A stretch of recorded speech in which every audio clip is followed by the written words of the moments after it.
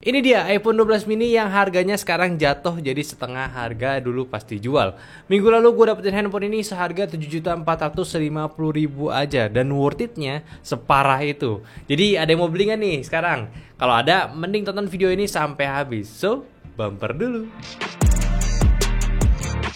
Selamat datang di Nyantai dengan gua Adi. So di sini adalah channel yang suka review dan juga riset sesuatu berkaitan dengan teknologi. So kalau kalian tertarik, bisa aja subscribe dulu ke channel ini dan pastinya aktifin juga notifikasinya ke all biar tahu dan langsung tonton video terbaru kita nantinya. Oke? Jadi langsung aja, kenapa iPhone 12 mini sekarang jadi semurah itu? Palsu kah? Barangnya jelek kah? Atau bagaimana? Ya simpelnya ini barang gue beli second dan ini Inter punya, bukan yang versi iBox. Jadi ini hal pertama lah kenapa iPhone-nya itu murah. Udah gitu pula nggak tahu kenapa iPhone 12 mini ini juga terbilang kurang banyak peminatnya. Sampai-sampai iPhone 14 urung niat nih mau ada versi mini lagi. Padahal buat tangan orang Asia itu masih cocok loh, nggak kekecilan. Hah? Apa?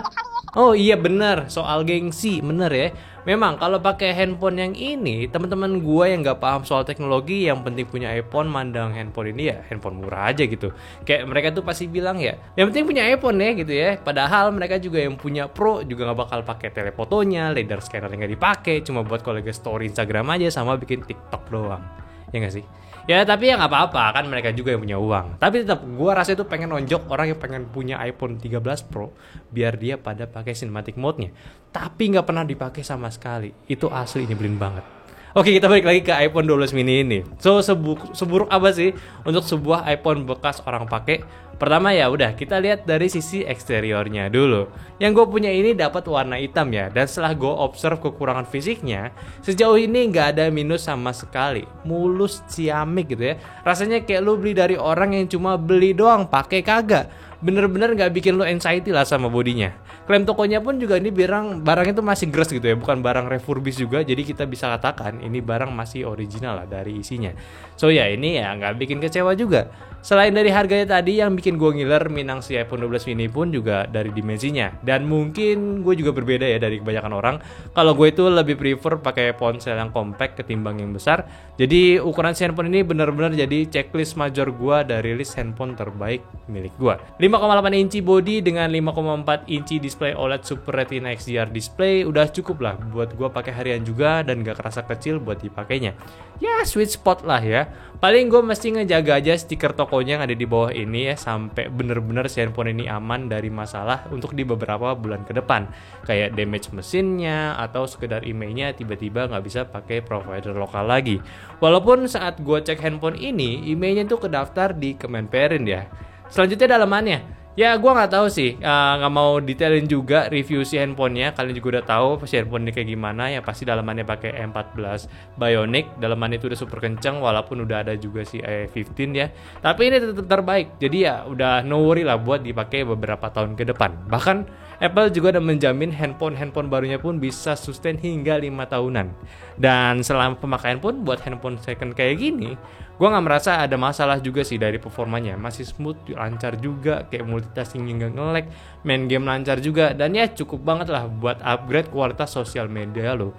Dan kalau gue cek di Geekbench pun performa handphone ini masih di rata-rata iPhone 12 mini lainnya kok, masih aman. Oh anyway juga untuk handphone yang gue pegang ini ya tadi ada di harga sekitaran 7,5 jutaan, itu juga udah punya storage yang 128GB ya. Jadi ini udah gede, dan kalau kalian pengen yang 64GB-nya ya ada juga banyak yang jual di sekitaran harga 7 jutaan, lebih murah lagi. Jadi ya masih menarik banget kan. Dan ngomongin soal baterainya pun, selain dari performa yang power hanger tapi udah efisien juga, surprisingly handphone ini yang gue udah pakai daily semingguan ya, jadi handphone utama gue ya nggak boros ya, standar lah dari pagi ke malam kalau buat kasual, dan sedikit boros kalau ya lu pakainya buat main game atau rekam video resolusi gede. Ya sesuai lah ya. Gue juga bukan smartphone people juga ya. Screen time gue di sini paling 3 jam doang sehari ya, paling banyak gitu ya. Gue lebih suka pakai laptop kalau buat ya riset sesuatu. Dan ini pun sebetulnya juga udah nyentuh di 83% untuk battery health-nya. Ya which is ya. Gue sangat bisa terima ini karena ini masih wajar ya, dan bukan di ambang baterai yang udah jelek. Ya karena ini handphone second cuy. Agak aneh kalau lu beli bekas tapi baterai health-nya masih 95%-an atau bahkan 100%. Ya balik lah, Itu kayak orang tuh beli handphone cuma beli doang dipakai enggak? Ya enggak masuk akal kan ya. Ya karena ya banyak indikasi juga kan. Kalau misalkan lu beli second dan masih 95%-an, bisa aja kan tuh BH-nya tuh disuntik tinggi. Jadi yang awalnya 100% enggak lama jatuh ke angka aslinya. Bisa jadi atau enggak ya udah diganti baterainya gitu ya. Ya untung-untung kalau lu dapat yang ori, kalau dapat yang KW, PR lagi kan gitu ya. Maka dari itu saran gue nih buat kalian kalau mau beli handphone second ya jangan serta-merta soal BH aja lah. Ya kalau beli ini gitu ya sama aja gitu kayak BH yang satunya lagi gitu, nggak usah ngincer yang besar tapi yang cukup tapi masih masuk akal gitu. Oke, ngerti kan? Oke, soal kamera pertama ya kita setuju ya, kamera iPhone ini kalau dipakein point and shot aja gitu ya udah terbaik sepanjang masa. Dan ya no doubt lah walaupun bekasan juga, kualitasnya masih aman juga sampai sekarang. Foto standar dan wide angle-nya juga masih sama kualitasnya kalau gue bandingin dengan handphone iPhone lainnya. Ya ini bisa di poin plus juga nih kalau kalian memang lagi nyari handphone terjangkau buat content creating, ya pakai handphone ini aja. Karena ya tujuan gue juga beli itu ya karena buat content creating juga.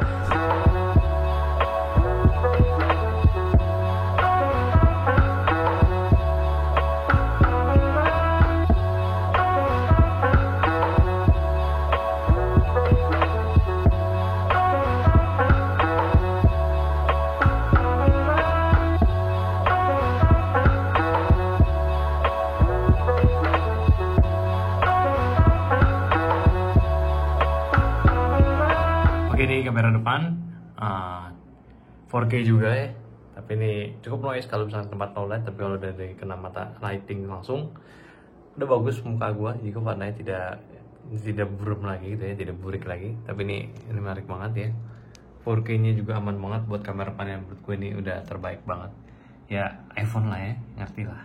Ini perekaman 4K si iPhone, dia bisa 4K 30p ya. Ini cukup oke juga gambarnya. Nah sebetulnya gue udah bisa juga Full HD, tapi ya buat apa juga. Udah 4K udah bagus gitu ya, lightingnya oke nih untuk ya pergerakan. Gue stabilisasinya udah oke juga ya. Kalian bisa lihat di sini. Nah, lihat warna-warnanya cukup pop up banget ya warnanya. Oke lah, gimana menurut kalian? Terakhir soal aksesoris, kalau bagian ini sayangnya kita harus kompromi juga karena kebanyakan toko menjual handphone bekas dengan aksesoris ya nggak mungkin ori gitu ya, mentok-mentok OEM, dan sebetulnya juga masih bisa dipertanyakan OEM-nya tuh kayak gimana. Tapi di gue sih masih dapat kabel datanya yang bagus juga, cuma temen gue yang dari toko jual ini nih ya kocak juga ngasih kotak si handphone iPhone 12. Kotaknya itu ya kotak iPhone 13 mini dong, aneh memang tuh orang ya.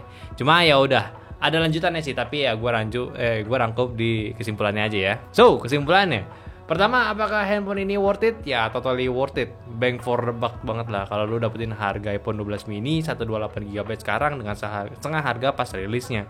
Gue inget banget kru nyanteh dulu si Cimeng beli handphonenya ini di iBox, storage sama juga itu di 14 jutaan, jadi 2 kali lipat ya.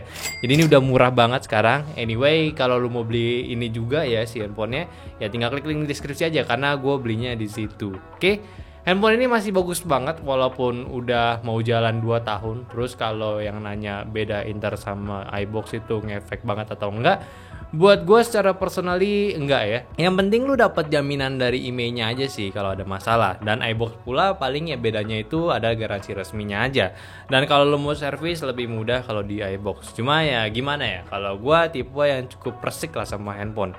Jadi dari handphone dulu sampai sekarang yang terakhir ini ya, sebelum handphone ini maksudnya, gue cukup menjaga terus sampai belum pernah servis sama sekali. Dan tiap handphone yang gue pegang paling jatuh itu nggak pernah sampai 5 kali kayaknya ya. Ya intinya kalau lu memang suka dengan compact smartphone ya lu bisa langsung aja gas handphone ini.